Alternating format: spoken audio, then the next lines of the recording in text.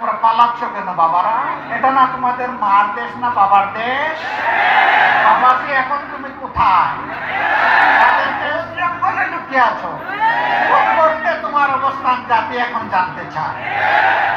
প্রিয় ভাইরা, কত দুঃখের কাহিনী আমাদেরকে সঙ্গ দিচ্ছে। আলেম ওলামা যারা মিম্বরে দাঁড়িয়ে আমাদেরকে খুতবা দেন, মেহরাবে দাঁড়িয়ে যারা ইমামতি করেন, আমরা যাদের কথা প্রাণ করে শুনি, আমরা চোখের পানি ফেলি, নিজেকে খুঁজে পাওয়ার চেষ্টা করি। 2013 সালের 5ই মে শাপলা চত্বরে তাদের সাথে কি আচরণটা করা হয়েছে।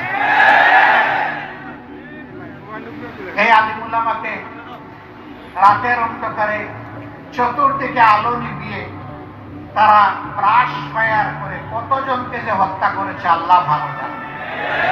তাদের লাশটাও পরে পাওয়া গেল না। পাওয়া যাবে কেমনে?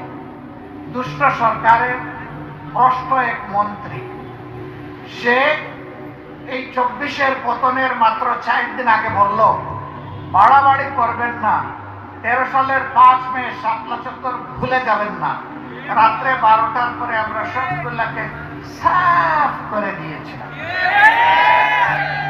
একজন বলেছিল না এই কথা, বাবাজি এখন তুমি কোথায়? তাদেরকে সাফ করেছিলে, আল্লাহ তাদেরকে খোলা আসমানের নিচে এখন জায়গা করে দিয়েছে। তুমি এখন কোথায়? কোন জঙ্গলে লুকিয়ে আছো?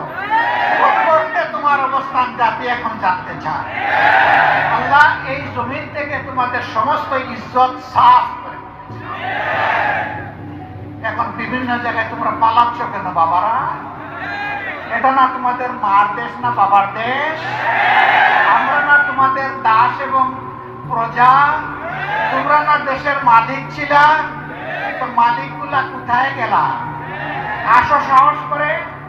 তোমরা যাদের উপর সবচেয়ে নিকৃষ্ট আচরণ করেছ, তোমরা সাক্ষী, জগৎ সাক্ষী, মাবুদ সাক্ষী, তাদের একজন মানুষ এই দেশ থেকে পালানোর চেষ্টা করেননি।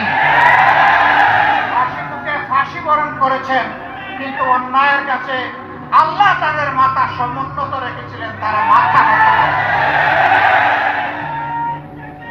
তাদের আমাদের কলিজার টুকরা মীর কাসেম আলী, তিনি তো আমেরিকায় ছিলেন।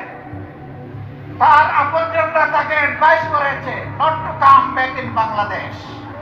তিনি বলেছেন হোয়াই, কেন আসবো না, এটা আমার জন্মস্থান।